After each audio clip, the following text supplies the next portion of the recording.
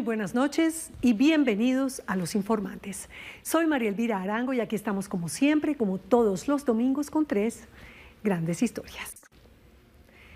El abandono fue la única constante que unió a Lina con su padre biológico, un hombre que desapareció antes de que ella diera sus primeros pasos. Décadas después, convertida en una mujer adulta e independiente, el pasado regresó de la forma más inesperada y perversa. Sin conocerle el rostro ni haber recibido jamás una palabra de su parte y obviamente ni un solo centavo, fue notificada de una demanda. Aquel desconocido que la desamparó al nacer exige ahora que ella lo mantenga económicamente. Hace 50 años las mujeres colombianas tenían en promedio 7 hijos a lo largo de su vida. Hoy, si acaso, tienen uno. También hace medio siglo la esperanza de vida de un colombiano rozaba los 60. Ahora está a punto de alcanzar los 80 años. Lo que nos dicen estos números es que Colombia está condenada a tener cada día más ancianos y menos niños. ¿Cómo vamos a sobrevivir a este fenómeno? Esta es la crónica de un país, de un mundo que no quiere tener más hijos. Hay una palabra que a este hombre le cambió la vida y tampoco es la que ustedes podrían estar pensando. No es ni accidente ni es discapacidad, es no. El no que le dieron los médicos a los 20 años cuando lo sentenciaron a una silla de ruedas para siempre, después de que una autopista de Caracas se quedara con sus 2 piernas. Ese no podrá volver a caminar nunca. Fue el motor que lo levanta, que lo inspira y que lo lleva por la vida aliviando corazones. Empecemos. ¿Qué debe tener una hija con el padre que nunca la quiso? Lina creció bajo la sombra de la ausencia absoluta de su padre biológico que la abandonó antes de nacer. Y después de una vida entera de silencio, el Señor reapareció, pero no para pedir perdón, para reconectar con ella o para incluirla en su vida, sino para exigirle dinero. Así ha sido esta batalla legal y emocional que cuestiona los límites de la sangre, el peso del abandono y el verdadero significado de ser papá. Fue un mal día, un día que revisando mi correo del banco veo que me llega un memorando diciendo que a partir de ese momento mi sueldo quedaba embargado por una demanda de alimentos, pero fue hoy y al otro día ya empezaban a descontar. Era una demanda obviamente que había puesto este señor Jesús Carranza. Yo no puedo creer que una persona que yo no conozco me esté demandando por alimentos. Lo que le pasó a Lina Paola Vázquez es como los pájaros tirándole a las escopetas. Su padre biológico, porque no fue, ni ha sido, ni será su papá, sin conocerse siquiera, porque la abandonó siendo una bebé, sin haberse visto nunca y sin haber aportado absolutamente nada de nada, ni económico ni emocional, tuvo la cara dura de demandarla por alimentos. Sí, el padre a la hija. Yo no puedo creer que esto pase, o sea, ¿por qué me van a demandar? Yo creo que me hubiera podido cruzar con él, con sus hijos, y jamás hubiera sabido quiénes eran. Jamás. Lina, negada para él inexistente, le pareció el mejor camino para ganarse un dinero. Según la sentencia 12488 del 2025, los adultos mayores pueden reclamar a sus hijos una cuota alimentaria para garantizar su sostenimiento básico. La Corte dice que los hijos tienen obligaciones con sus padres, pero en este caso es ahí donde la justicia se equivocó. Papá, el sujeto Jesús María Carranza Díaz, sería lo más cercano a un sinvergüenza. Él tenía 33 años y yo había cumplido los 18 años. Así pasó y ¿cómo estás? Te invito a un café y bueno. Que esto y que lo otro. Claro, y yo me descresté. Y una cosa los llevó a la otra. Pero ojo, no hay que olvidar que él era 15 años mayor que ella. Nosotros estuvimos saliendo un buen tiempo y ya, llegamos a lo que teníamos que llegar. Y quedó embarazada. Y quedé embarazada de 19 años. La prueba no dejaba dudas. Positivo. Confundida, asustada, nerviosa. Y se armó Troya en esa casa cuando se enteraron sus papás. Y papá bajó cuando vio el bolso abierto y le causó curiosidad ver un sobre. Cogió, lo miró Cuando mire, Yolanda Vázquez Robledo, prueba de embarazo positiva. Y eso formó un alboroto mi papá. Se levantó mi mamá, se levantaron mis otras hermanas. ¿Qué pasó? Mire, ¿qué tal? Qué embarazada, ¿cómo nos va a hacer esto? Que no sé qué, qué bueno. Y eso empezó y mi mamá dijo, aquí no voy a tener gente descarada así como usted, se me va. Trabajaba vendiendo loza en un almacén en el centro de Bogotá y allá llegó a pedir posada. Ahí mismo le dije a mi jefe, me echaron de la casa y no tengo dónde ir. Me dijo, bueno, quédese acá. ¿En el almacén? En el almacén. Pues yo llegaba, me bañaba, así, me ponía la misma como ropa. Un gato, exacto, ahí en un almacén. ¿Y don Jesús? Nada, nada, nada. Él me dio un número telefónico de la casa de la mamá que era en Santa Lucía. Y yo lo llamaba y nunca estaba, nunca estaba. Ay, Dios. Un grima sola, sin un peso, con cuarto de bachillerato y un bebé en las entrañas. Yo decía, ay, Señor, perdóneme, ¿será que sí, será que no? Yo dije, no, yo lo voy a tener, me dé el agua donde me dé. Yo no hacía sino llorar, llorar, llorar y llorar. Cuando apareció el Señor Jesús y se enteró del embarazo de Yolanda, le confesó su verdadera situación. Me dijo, no, lo que pasa es que le voy a decir la verdad. Le dije, ¿qué pasó? Dijo que yo soy casado. Yo ya tenía mi pancita grande, tenía un hijo de 10 años. Yo, ay, por Dios, ¿en qué me metí? No solo estaba casado, sino que ya tenía un hijo. Yolanda, engañada, quedó desconsolada. Con el corazón en la mano. Partido, sin nada, sin familia. Solo trabajo, gracias a Dios. Trabajó sin pausa, como le iba a tocar toda la vida, y supo a las malas que estaba sola, que no tenía a nadie que le ayudara con la bebé, nadie que la acompañara. Me dieron los dolores, el esposo de mi hermana fue y me llevó a la clínica, tuve a mi princesa. ¿Y el señor don Jesús? No, él no.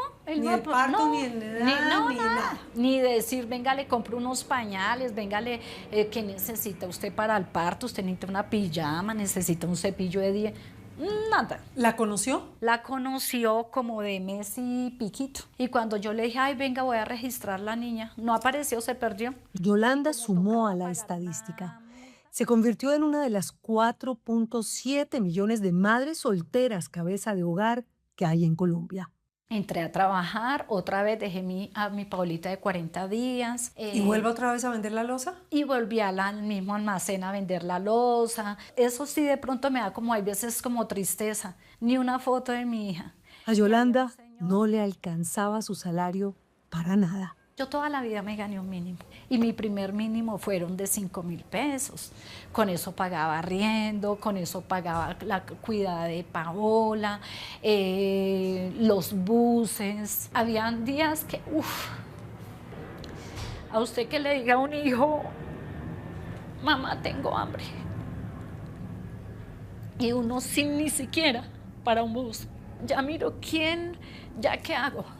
Yo buscaba la manera de darle de comer a mi hija. Las necesidades que yo tuve que pasar con mi hija fueron hartas. Ambas pasando trabajos. A Lina le tocó también muy duro desde niña. Le ponían un papel periódico, la acostaban en el lavamanos y que cuidadito le decía a la mamá. Y le daba solo arroz, que la carne y las papas eran para la hija de ella. Usted no tiene derecho a comer ni papa, ni carne, ni solo arroz. Y mi hija chiquita, oiga, una niña de, póngale usted, añito y pico, encerrada con candado en el piso, con un frío y llorando, y eso a Paulita le escurrían las lágrimas todo por acá. Buenos días, hija. Hola, mamá. Y del señor Carranza ni por las curvas, ni la sombra apareció. Hombre, este tipo nunca apareció. Nunca tuvo Nunca le ayudó con nada. Nunca tuvo la Nunca cumplió. Nunca, como padre, es el peor papá. ¿Y usted nunca lo llamaba, le pedía ayuda? Yo le decía, vea, ayúdeme, vea, necesito para... Nunca, él nunca. Suerte para Lina, que Yolanda resultó ser una mujer tremenda y una mamá amorosa, fuerte, decidida, digna y muy trabajadora. Usted haciendo las maromas con la vida, tratando de que le rindiera la platica, trabajando como una mula. De domingo a domingo. Yo descansé un domingo. Me dice, mamá, ¿me lleva al parque? Yo le dije, sí, mi amor, yo te voy a llevar al parque, pero ¿te puedo pedir un favor? Le dije, no me vayas a pedir un helado, no me vayas a pedir nada. Tú vas a ver niños comiendo helado, pero sí, mami, tranquila, yo no te pido nada. Llegamos a pie y dice Paola, ay, mamá, mire, ese niño cómo se come ese helado de rico, ¿cierto? Uy, a mí se me hizo un nudo acá. Y a punta de vender loza, le pudo comprar luego un heladito. Y el mercado, y la salud, y el odontólogo, y le pagó el colegio, y todo lo que Lina necesitó. Siempre respondió por ella, decidida a que su hija tuviera una vida digna. Eso sí, todo les faltaba, menos el amor. De verdad no me alcanza el programa para contarle las cosas que pasamos. Es una prueba juntas, ya las dos peleando lo mismo. Sí. A diferencia de antes, que era mi mamá sola. También la engañaron un par de abogados con promesas falsas de ayudarla para meter en cintura al ingrato y para que la justicia se pusiera de su lado. Yo lo demandé cuando Paola tenía 6 años. Nos hicieron prueba genética, nos hicieron todo. Él nunca apareció. Él nunca. Y yo a cada abogado le decía, ayúdeme. Pues yo no tengo plata, pero ayúdeme, que eso algo debe salir. Me cansé de eso, dije ya. Y William, cuando me fui a vivir con William, dijo, deje eso así. Mira, hija. Años más tarde, Lina tendría 5 años por ahí cuando Yolanda se volvió a enamorar de William Becerra. A él le dice papá. Él la vio crecer y se quieren como si fueran padre e hija. Esa niña, a pesar de las adversidades, se convirtió en una mujer hecha y derecha. Le aprendió todo a su mamá. Es decidida, responsable, trabajadora. Acá solicitamos suspender el embargo y el proceso, pero la juez no acepta esto y dice que el proceso debe seguir. Paola salió del bachillerato. Yo le dije, hija, hasta aquí puedo ayudarte. Dijo, sí, mami, no te preocupes, Paola, muy juiciosa. Ella de sus 11 ahorraba, ella vendía chocolates. Paola no me pidió, en lo de la universidad, no me pidió ni siquiera para un lápiz. Ella solita. Y a todas estas, ni por las curvas, apareció don Jesús. No, menos. Ahí sí es que ese señor mejor dicho, ese tipo se murió para nosotros. Ahí estaban todos, tranquilos, haciendo sus vidas. Lina trabajando y estudiando y guerreándosela honestamente, cuando un buen día todo se tiñó de negro. De este proceso vamos a salir y vamos a salir bien. Así es, ma. Yo lo llamé a él. Yo le dije hasta de que se iba a morir. Y fui grosera. Lo traté de lo peor, porque estaba indignada. Decía, hombre, un tipo que nunca le ha dado nada y viene ahora que le dé mi hija por alimentos. Si cuando yo lo demandé a él por alimentos, Paola era una bebé, Paola no podía trabajar, Paola no podía hacer lo que hace ahora. ¿Ah? ¿Cómo me va a hacer este tipo eso? ¿Cómo va a demandar a mi hija? Después de muchísimo esfuerzo, luchando por sus sueños, consiguiendo sus cosas, ahorrando cualquier peso, construyendo en medio de la escasez, siempre inspirada en el ejemplo de su madre, el fantasma de su papá biológico apareció para arruinarles la vida. Yo entraba al trabajo a las 7 de la mañana.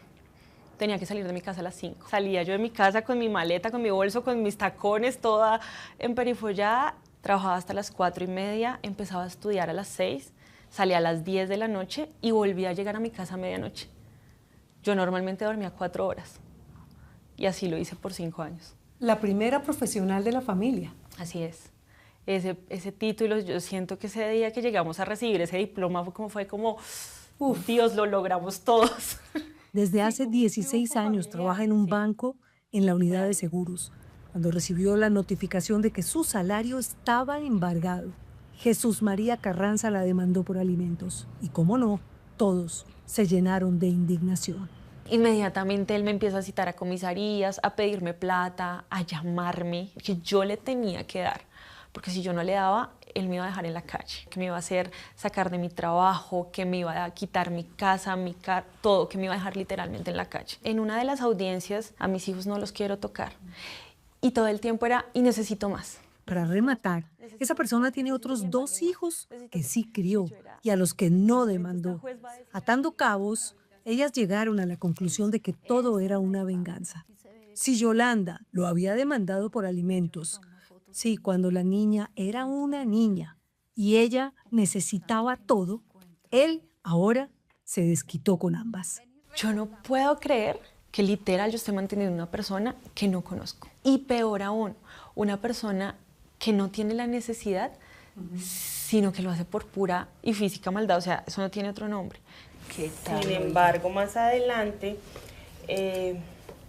pide que esa cuota se aumente porque no le alcanza. Pero el dicho es cierto, Dios aprieta pero no ahorca. Aunque el embargo está suspendido, la justicia no ha dicho la última palabra. Tiene una pensión, o sea, no se está muriendo de hambre. Que tiene unos inmuebles, que tiene un trabajo, que tiene una esposa que es la primera en la ley, la que debe entrar a responder, porque ni siquiera son los hijos, es el esposo o la esposa. Es que cualquier peso es mucho. Es demasiado dinero para responder por un señor que no lo merece y que no es su papá. William la adoptó legalmente hace unos años. ¿Cuánto ha costado esto? Tal vez unos 50 millones de pesos. Para muchas personas no puede ser mucho, pero para quienes lo hemos trabajado es bastante. Mira, hija, lo que más te gusta. Gracias, mamá. Helado. Y no es solo cuestión de dinero, sino de hacer lo correcto y de poner por encima el amor y la familia. Pero la de verdad, verdad. No tengo palabras para expresar la alegría del orgullo que siento de tener a mi hija. Es un amor, un tesoro, es mi vida. Muy tierna, amorosa, responsable, juiciosa. No saben el tesoro que se han perdido con ella. Por este caso y otros, que es evidente la injusticia, un nuevo fallo reciente determinó que ningún hijo, biológico o adoptivo o de crianza, está obligado a pagarle cuota alimentaria a su padre o a su madre si fue víctima de maltrato físico o psicológico. Lina, eres libre. Caso cerrado.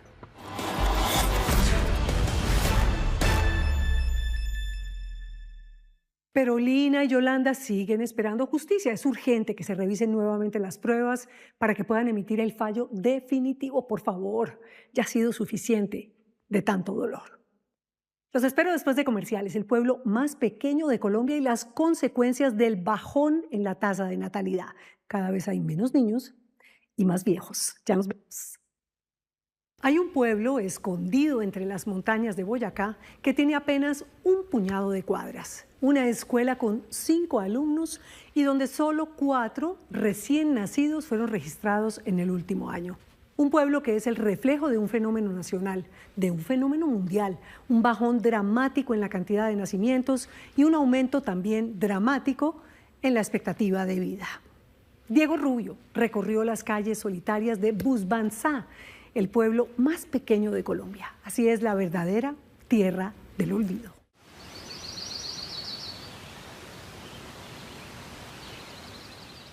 Como se da cuenta, han pasado 2 personas en el parque acá mientras estamos haciendo esta entrevista. Una tranquilidad absoluta.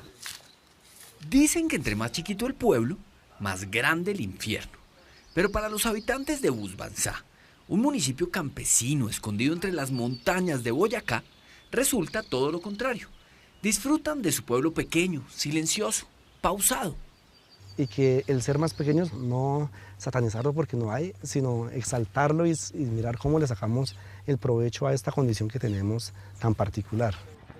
Esa condición tan particular es la de ser el pueblo más pequeño de Colombia. Pero ojo, no es el de menor tamaño. Es, según el Departamento Nacional de Estadística, el DANE, el de menor población. ¿Cuántas personas dice el último censo que tiene Busbanzá? El último censo dice que son 1.160. ¿Y cuántas personas cree usted realmente que viven en Busbanzá? Unas 800 personas. Eso quiere decir 2 cosas. La primera, que desde el último censo, hace ya 8 años, de Busbanzá se han ido por lo menos 300 personas. La segunda, que todos los habitantes cabrían en 3 buses articulados de Transmilenio. Ahora, Si los ponemos de pie uno detrás de otro, le darían apenas un par de vueltas a una pista de atletismo. Acá todos son primos, amigos, vecinos. Sí, de un solo combo se diría. Rodolfo Torres es el alcalde de Busbanzá. Nos recibe en la Plaza del Pueblo, al lado de una réplica de la Torre Eiffel que quedó instalada desde Navidad y nadie ha querido quitar. Fue ciclista y de los buenos. Corrió el Giro de Italia y la Vuelta a España. Y después de colgar la bicicleta, se reinventó para convertirse en político. Ellos dicen, ay, ¿por qué no se lanzó a un pueblo más grande? Digo, no, es que es mi pueblo. Es un busbanceño de raca mandaca y está convencido de que la felicidad está en los pequeños detalles, o mejor, en los pequeños pueblos. Decimos el pueblo más pequeño, pero el más grande de corazón. Pero por más corazón que le meta, el alcalde Torres no puede ocultar la realidad, que Busbanzá se está quedando sin gente. Buenos días, señora Carmen. Los ancianos se están muriendo, obvio. Los recién graduados del colegio están migrando a las ciudades.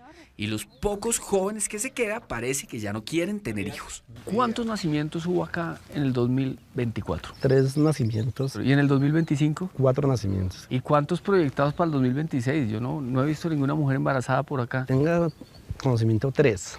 Y para comprobarlo, visitamos la también pequeñísima registraduría del pueblo. 2024 6, 2025 8 y ahorita llevamos 1. El pueblo más pequeño de Colombia está a unas 4 horas por tierra de Bogotá.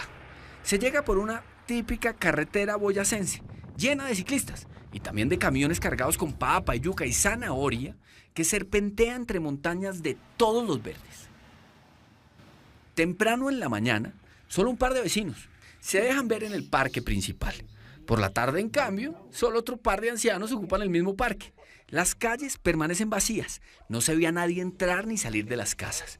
Perdonarán el lugar común, pero Busbanzá parece por momentos un pueblo fantasma. Fantasma sería algo que fuera frío, ¿no? Aquí todo, somos acogedores, somos cálidos. Entonces somos con poquitos habitantes, pero la calidad humana es muy importante. Pero Busbanzá no está solo. Los últimos informes sobre la población mundial de la ONU concluyen que el fenómeno de la baja natalidad es global y que las razones para esta caída pronunciada son prácticamente las mismas en todo el planeta.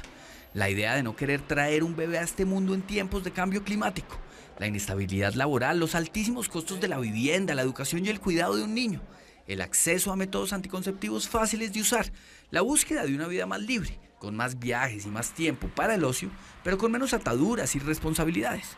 Más de 350 municipios están en la misma historia de Busbanzá. Un tercio. Tercio de los municipios del país ya empiezan a tener pérdidas de población. Te puedo decir que hay 37 municipios en Colombia, de los más de 1.100 que tenemos, que tuvieron una reducción del 75% o más en los nacimientos en los últimos 2 años. Bituima, Susacón, El Calvario, Beteitiva y Rondón. Para que desaparezcan van a tardarse muchos años. Juan Andrés Castro lleva más de 20 años estudiando sobre demografía, el tamaño de las poblaciones, su distribución, su futuro. Es el director del área de demografía y población de la Universidad Externado. Está convencido de que una típica familia colombiana es el mejor ejemplo para mostrar que cada vez nos reproducimos menos.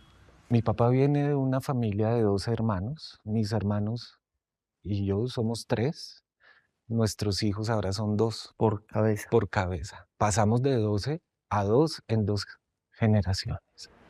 Piedad Urdinola es PhD en demografía de la Universidad de Berkeley, en California, y exdirectora del DANE. Y al igual que el profesor Castro, está segura de que su familia es la muestra perfecta de la baja natalidad actual.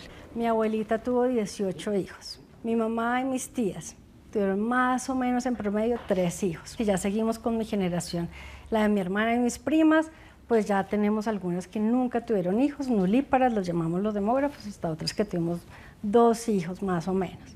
El último informe sobre natalidad del DANE, el departamento que dirigió Urdinola hasta la semana pasada, concluyó que en el año 2025 hubo un 4,5% menos de nacimientos que en el 2024, una cifra que no suena tan escandalosa.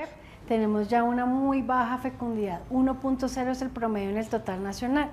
Ahora, si nos comparamos con lo que pasaba hace medio siglo, el panorama sí parece dramático. Para los 70s, el número promedio de hijos por mujer era alrededor de 7 hijos por mujer. Hoy es de 1 hijo por mujer. Pero la disminución en los nacimientos no parece el único problema. A la baja tasa de natalidad, tenemos que sumarle un incremento significativo en la expectativa de vida, es decir, en el número de años que espera vivir una persona promedio. En la antigüedad, la esperanza de vida al nacer era de 28 años. Hoy tenemos países que ya alcanzan 82 años. El caso colombiano, ya estamos bordeando los 80 años. Nos inventamos medicamentos para retrasar el ritmo de envejecimiento y tratamientos para enfermedades que no tenían cura, y vacunas y antibióticos, y desarrollamos entrenamientos que mejoran nuestra condición física, y estudiamos los alimentos para saber cuáles nos hacen bien y cuáles no. Hemos puesto herramientas de la sociedad, tecnologías, esfuerzos, recursos económicos muy importantes para prolongar la vida. Todos los desarrollos en salud, haber aprendido que tenemos que hervir el agua, filtrarla, limpiarla. Este proceso de disminución en la población se conoce como cambio demográfico. Y no es exclusivo de Colombia. No hay región del planeta que no lo haya sufrido o lo esté sufriendo. Y según los expertos no hay nada que hacer. No hay luz roja que frene este proceso. Todas nuestras sociedades están organizadas pensando en que teníamos siempre gente joven. Es la primera vez en la historia de la humanidad que esto no sucede. Y tenemos entonces que adaptarnos a esta nueva realidad porque la transición demográfica, también lo dice la teoría, no tiene reversa. En 10 años, según nuestro índice de envejecimiento, Colombia va a estar envejecida. Explíqueme con plastilina, por favor. Haga de cuenta, en este salón tenemos 4 puertas. 2 por donde entran y 2 por donde salen. Entonces, ¿por dónde entra? Entra vía nacimientos y entra vía inmigración. Sí. Cada vez los nacimientos son menos y la inmigración también, pero las puertas de escape están muy abiertas. Están llenas. El presente es preocupante, el futuro incierto. El hecho de que nos envejezcamos como país implica, solo por poner un ejemplo, que cada vez va a haber más ancianos y menos jóvenes para cuidarlos. ¿Quién va a cuidar a este gran contingente de población que está envejeciendo? Cada vez son menos los potenciales cuidadores. Ese es un primer gran reto. Y hay más retos. ¿Cómo se va a sostener un sistema de pensiones que depende de los aportes de los menores para pagarles las pensiones a los mayores? ¿Y cómo el país va a sostener un sistema de salud que seguramente se irá encareciendo más y más? Si en el sistema pensional empieza a tener unos requerimientos más altos cada vez, es en el sistema de salud donde tenemos que tener unos aportes más importantes. Porque cuando envejecemos no nos da una ni dos, sino muchas enfermedades, y todas ellas muy costosas. Cánceres, diabetes, enfermedades cerebrovasculares. Y para la muestra de semejante envejecimiento poblacional, un botón llamado Busbanzá. El casco urbano del pequeño gigante de los pueblos, como también le dicen, tiene 4 calles y 5 carreras. De resto, todo se cuenta de a uno. Un hotel, una miscelánea, un mini mercado. ¿Aquí hay panadería? No. ¿Carnicería? No, tampoco. ¿Un restaurante? Un restaurante ahí por épocas, ¿no? Me decían que el colegio en primaria tiene 4 estudiantes. La vereda Cusagota, que tiene la escuela rural, tiene 4 estudiantes. Y al enterarnos de ese dato, ¿cómo no íbamos a ir a conocer la escuela más pequeña del pueblo más pequeño? Así que volvimos al carro y tomamos la vía empinada de polvo y piedras que lleva a Cusagota. Hola niños, ¿cómo están? Nos estamos quedando sin niños, ya son muy pocos los que existen en la institución. ¿Por qué? Porque hay pocos en el pueblo. Se han ido los mayores y ya la gente no se amaña mucho en el campo. Elvira Carreño es la profesora, la única profesora de la Escuela Ecológica de Cusagota. Es fluida ante sus estudiantes, pero de pocas palabras ante las cámaras. Tiene 68 años y lleva 35, más de media vida en el mismo trabajo. Repite que ya tiene más recuerdos que sueños y está convencida de que todo tiempo pasado fue mejor. Cuando usted era chiquita, ¿con cuántos estudiantes estudiaba ahí en Busbanzá? 80 más o menos, compañeritos. ¿Y hoy en día? Tengo 5 estudiantes. El menor de esos estudiantes tiene 4 años. El mayor tiene 9. Las clases, aunque las toman todos al mismo tiempo, son prácticamente personalizadas. Cada niño tiene su propio programa de aprendizaje. Y a esta maestra versátil le ha tocado hacer todo tipo de maromas para poder dar las clases. Hoy bromea con que sabe tanto de sumas o de lectura como de lanzamientos de básquet. Dicto todas las áreas: matemáticas, naturales, sociales, lenguaje, artística, educación física, informática. Las cifras son devastadoras. Según un estudio de la Universidad Javeriana, durante los últimos 6 años, más de 6.000 instituciones educativas, tanto públicas como privadas, han sido cerradas en Colombia. Eso es, para que se haga una idea, más del 12% del total de las escuelas y colegios de preescolar, primaria y bachillerato del país. Y, obvio, la razón para el cierre de la mayoría es que hay demasiados pupitres para tan pocos alumnos. Muy poco niño para tanto colegio. Y usted cuando ve a estos niños ya que crecen, pasan al colegio, se gradúan, ¿por qué se van? Porque falta de medios para el trabajo. Pues es la falta de oportunidad laboral. Digamos que este fenómeno migratorio hace que se desplacen a ciudades donde haya oportunidades laborales más eminentes que la que tenemos acá. La pregunta que se repite el alcalde Torres todos los días es: ¿cómo hacer para que los niños y los jóvenes se enamoren del campo y se queden para que el pueblo no desaparezca? En cambio, la pregunta que se hacen tanto la exdirectora Ordinola como el profesor Castro es diferente. ¿Cómo hacer para garantizar una vejez digna en una sociedad cada vez más mayor? Vamos a ver algunos pueblos que desaparecen mientras toda la población comienza a envejecerse. Entonces vamos a tener unas demandas distintas, unas necesidades de salud muy grandes, muy amplias. Parémonos en el 2050. ¿Cómo vamos a estar en temas demográficos en ese momento? Vamos a estar más canosos, más calvos. Sin duda. Usted y yo. Pues, sí, y seguramente lo que vamos a seguir viendo en los espacios públicos es menos niños, más personas solitarias. Así es, vamos a tener una sociedad cada día más calva, más canosa, más experimentada y con más bastones. Sobre todo en los pueblos, pues las grandes poblaciones de jóvenes se concentran en las grandes ciudades, donde hay más oportunidades de estudio y trabajo, más hospitales, mejores servicios públicos. Yo me monto a un Transmilenio y digo, ¿cuál descenso poblacional? Si aquí no cabe un alma. Estamos hablando de menor crecimiento, es decir, menor diferencia entre año y año. Claro. Eso no significa que no sigamos aumentando la cantidad de población. Lo que pasa es que cada vez a menor ritmo. Por supuesto, vamos a seguir viendo más gente. En el año 2050 llegamos a nuestro techo. Es decir, ahí vamos a tener el tope de población y a partir de ahí empezamos a bajar. Pero ¿y entonces qué se puede hacer para no estar condenados a llegar a la tercera edad sin plata, sin pensiones y sin hijos que nos cuiden o nos consigan quien nos cuide? Sin duda, lo primero que deberíamos hacer, en lo posible, es ahorrar para la vejez. Lo primero que tenemos que hacer es reducir las tasas de desocupación al mínimo posible para que todas estas personas que están en edades productivas tengan unos ingresos. Es muy importante empezar a prever futuros para nosotros y nuestras próximas generaciones. Pero no podemos irnos de acá pensando que todo es negativo. Como dicen por ahí, a veces es bueno ver el vaso medio lleno. Y es que un descenso en la población podría significar, por ejemplo, un respiro para el planeta. Y escuelas con menos alumnos, pero mayor calidad educativa. Y seguridad alimentaria para todos. Y que los nuevos niños que lleguen sean deseados, bien cuidados y, sobre todo, muy queridos.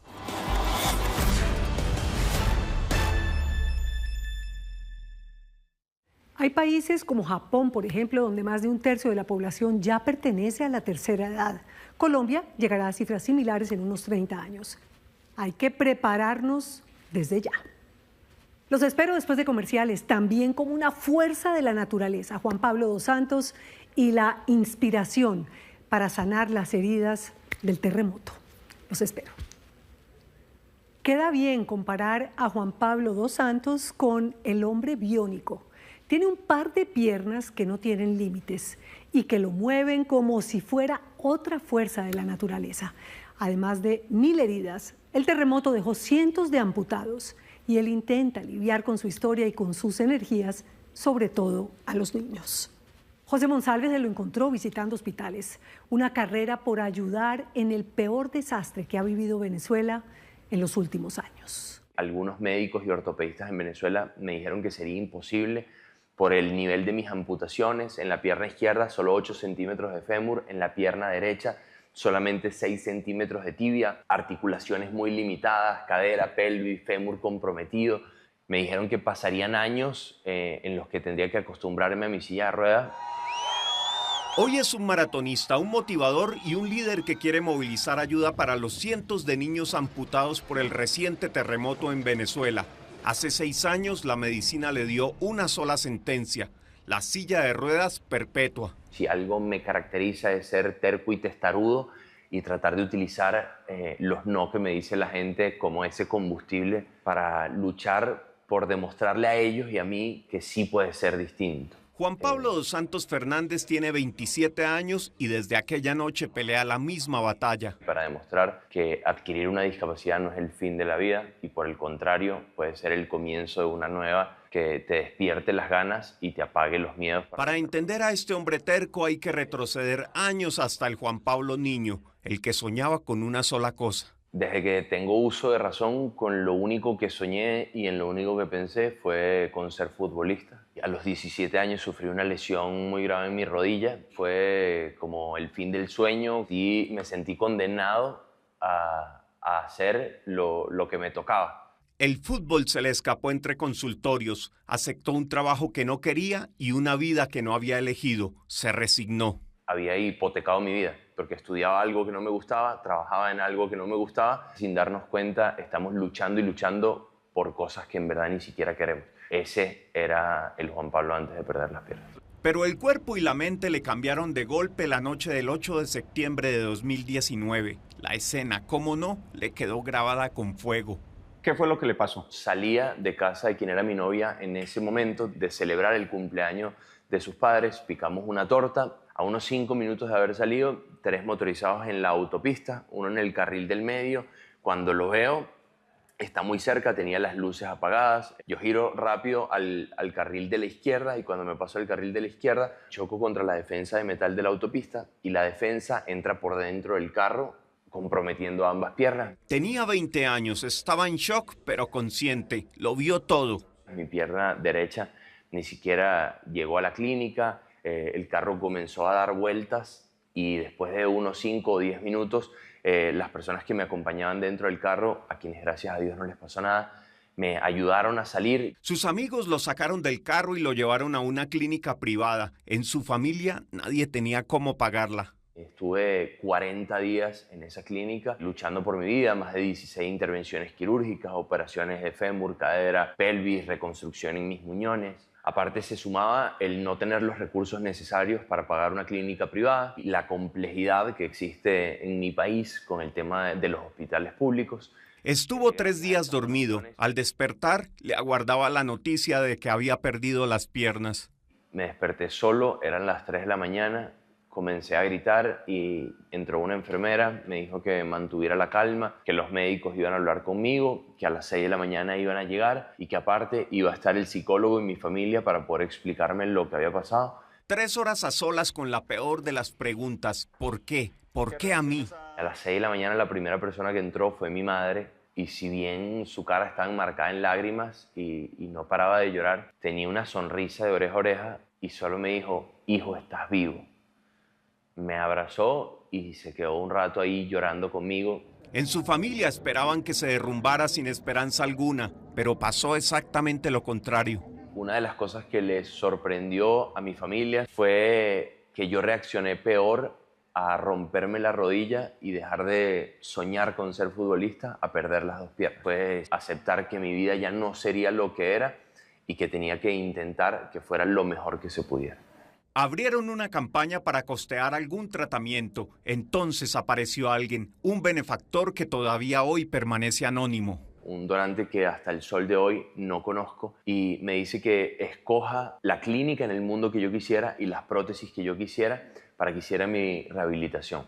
Eligió Brasil por una mujer a la que nunca había visto en persona. Una bailarina y modelo que perdió una pierna al ser atropellada por un conductor borracho, pero que había vuelto radiante a las pasarelas. Si ella podía, él también. Vi a una modelo espectacular brasilera que se llama Paola Antonini. En ese momento fue mi máxima referencia. Y yo dije, si esta mujer se puede ver tan espectacular, tan segura de sí misma sobre esas prótesis, yo voy a encontrar la manera. O sea que literalmente siguió los pasos de Paola Antonini. Tal cual.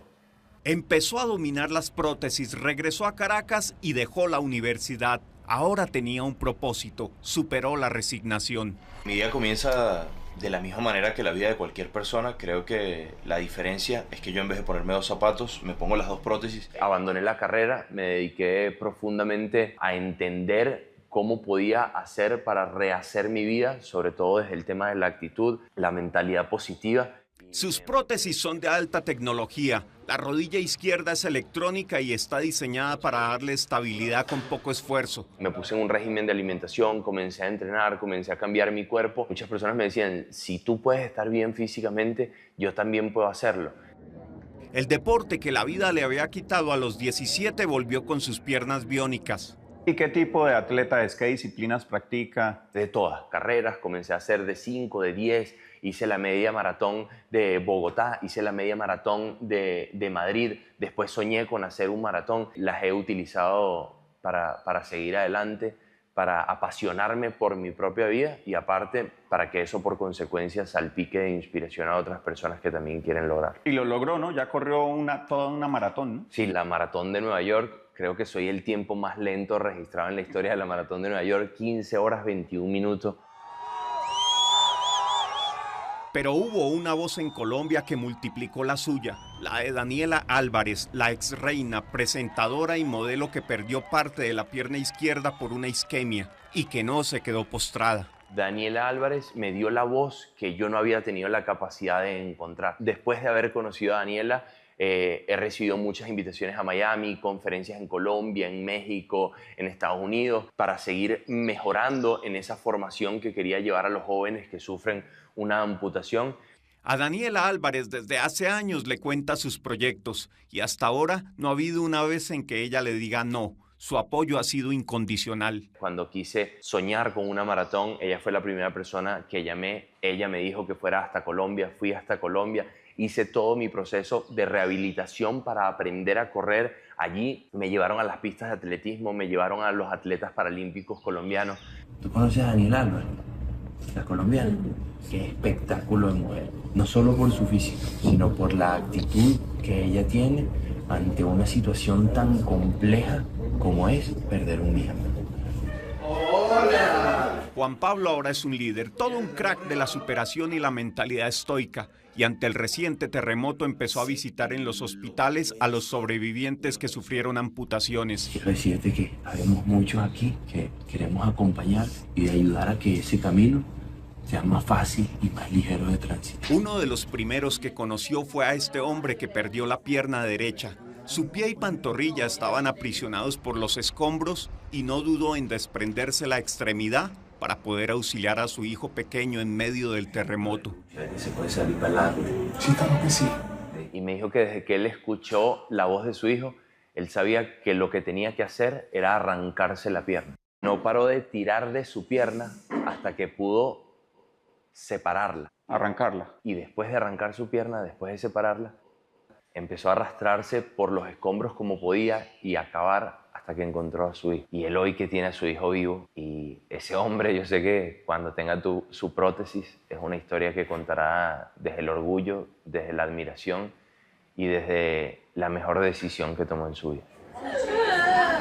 Un abrazo. Los testimonios de las víctimas del terremoto son brutales, pero pocos como el de este padre que dejó su pierna entre los escombros para salvar a su pequeño. El amor no tiene límites. De por más difícil que sea el momento, entender que juntos es más fácil. El día del doble terremoto, Juan Pablo estaba en Maracay, a 1 hora de su casa en Caracas. Saliendo de Maracay vimos un edificio desplomado. No había señal de teléfono. Empezamos a conversar mientras íbamos camino a Caracas de nuevo y decíamos, no, tiene que ser que ese edificio está en construcción, no puede ser que un edificio se haya desplomado. El teléfono no daba señales. La magnitud del desastre los alcanzó al entrar a la ciudad. Y cuando empezamos a entrar a Caracas fue cuando nos dimos cuenta de la magnitud, que ya habían decenas de edificios reportados como colapsados. A la mañana siguiente ya estaba armando kits de medicina y empezó a pensar en los niños que pasarían a ser amputados por cuenta del terremoto. Y desde el día 1, en el hospital que visitaras, en el lugar que fueras, había un niño que había perdido una de sus extremidades por aplastamiento. Empecé a cargar con el compromiso que esto ameritaba, sobre todo para hacer que el mundo viera que la discapacidad no es algo que se va a curar. Y a estos niños vamos a tener que acompañarlos y apoyarlos por muchos años. Visitó los centros médicos y recorrió las camas una por una. Muchas veces entro a esas habitaciones sin saber la historia de los pacientes, sin saber sus nombres y hacerles entender que de una u otra manera ellos van a conseguir la manera de hacer algo maravilloso con esto tan duro que les está pasando. no llega con soluciones, llega con su propia historia. Yo también pensé que mi vida se había terminado y contarles un poco de esa historia y decirles que no es mi historia, que es la historia de cualquier persona que se niega a quedarse en la tristeza, que se niega a quedarse en la frustración, sino que con lo que la vida les puso, crea y como un alfarero elabora lo que sueña. Están luchando por seguir con vida, están luchando por pararse de una cama aún sin tener hogar, aún sin tener familia. Los niños, jóvenes y adultos sobrevivientes amputados no entienden muy bien cuando ven llegar a Juan Pablo sobre sus piernas construidas. Me puedo poner de pie, puedo mover las piernas. Se impresionan, tratan de entender cómo funciona, ya sé un poco qué preguntas o qué miedos pueden estar en su cabeza, entonces básicamente no espero que ellos hablen. Yo sigo hablando y hablando como un loro y voy mostrando y enseñándoles cosas de mi vida cotidiana, cómo yo volví a caminar, cómo otro niño volvió a correr. Y gracias a estas piernas yo puedo moverme, puedo correr. Y ahora Juan Pablo, en alianza con el Hospital Ortopédico Infantil y Fundaprocura de Venezuela, acaban de lanzar el Fondo Humanitario 77, una campaña para ayudar a los amputados del terremoto. Y no se trata de regalar una prótesis, esto va de acompañar íntegramente a un paciente que se superará. Tener prótesis implica cambios cotidianos. Cada 6 meses él va a tener que cambiar sus encajes, que es la parte de la prótesis donde él encaja el pedacito de pierna que quedó. Entonces, para nosotros de nada sirve un paño de agua tibia que mejore la situación por ahora. Y entendemos la urgencia de atender todos los casos que podamos, pero también entendemos la urgencia de pensar en el futuro de cada uno de estos niños, de que alguien esté pendiente y pueda velar por su bienestar. Los liners es la capa de silicón que recubre la piel para protegerla de la prótesis. La iniciativa también cuenta con el respaldo de la Fundación CIREC de Colombia, con más de 50 años de experiencia en rehabilitación y que puso sobre la mesa un capital semilla de $277.000, es decir, 1.000 millones de pesos. Conseguimos apoyo en la Fundación CIREC, quienes tienen una trayectoria espectacular con personas amputadas. Ya vienen capacitados, ya vienen con ganas de formar y de ayudarnos a armar esa estructura que sea sostenible acá en Venezuela para poder hacer el seguimiento de esos pacientes. Que no le demos una prótesis que cuesta tanto dinero a un niño y que en un año vaya a perderla porque no hay quien sostenga esa ayuda. Nadie sabe aún cuántos son exactamente los sobrevivientes amputados por el terremoto, pero los cálculos son pavorosos. Nosotros, por la estimación que hacemos, creemos que al menos 300 personas van a quedar con amputaciones de miembros superiores o inferiores. Y a esa cuenta se suma otra que estaba esperando desde mucho antes del temblor. En mi fundación, en la Fundación Juan Pablo dos Santos, ya habían 150 casos en lista de espera. Con la capacidad que tenemos en la fundación, ayudamos entre 12, 16, 20 al año. Volver a caminar, volver a ser funcional tiene un precio altísimo y muy pocos pacientes pueden llegar a pagarlo. Una cifra aproximada, ¿cuánto puede costar una prótesis? Pueden variar mucho sus precios, puede variar mucho la tecnología que se utilice, pero basándonos en lo más básico que pueda llevar y traer a estos niños a sus actividades cotidianas, a sus deportes, a sus colegios, podríamos encontrar prótesis entre $3.000 y $7.000 que se adapten y cubran todo el tratamiento de rehabilitación. Hice todo lo que podía con las herramientas que tenía y no me guardé nada. Para mí eso es ser imparable y creo que es algo que podemos hacer todos. A los médicos que una vez los sentenciaron, hoy les pide una sola cosa. En la parte que más me peleo con los médicos es no le digan a los pacientes qué cosas sí pueden hacer y qué cosas no. Dejen que ellos aprendan a redescubrir sus talentos y sus formas de hacer las cosas. Que le den la oportunidad de intentarlo, que traten de guiarlos, de cuidarlos, pero sin limitarlos.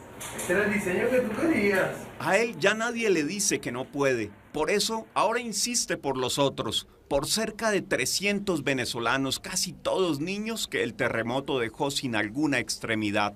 No promete prótesis, promete no soltarles la mano.